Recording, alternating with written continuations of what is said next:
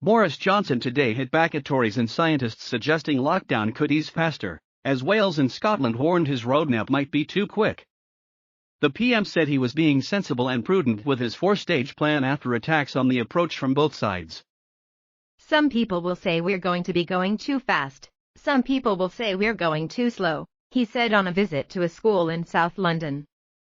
Mr. Johnson refused to guarantee that all restrictions will definitely be lifted by June 21 as scheduled, but insisted he was hopeful it can happen. The intervention came after Matt Hancock slapped down Professor Neil Ferguson for suggesting the government's blueprint for England could be speeded up if things go well.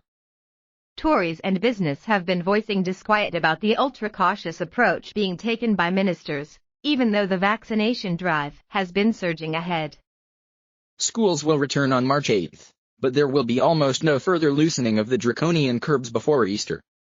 There will be a 5-week gap between each of the four main stages of the plan, with scientists having won the argument in government that time is needed to assess the impact. The PM has been boosted by Snap polls showing the public largely backs his stance, with 46% telling YouGov it is about right, and around a fifth suggesting it is too fast. Nicola Sturgeon unveiled her own, far more cautious exit strategy this afternoon, with non-essential retail not set to start opening until the last week in April. Welsh government experts have also warned that Mr. Johnson's timeline is risky and the outbreak could spiral out of control again.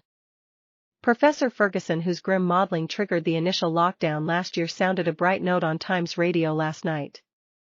Hopefully what we'll see when each step happens is a very limited resurgence of infections.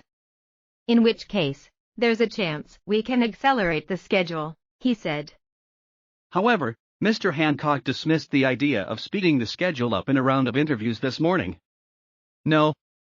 We need to see the effects of each step, and that takes 5 weeks, he said. In other developments today. Step 1 Part 1, March 8.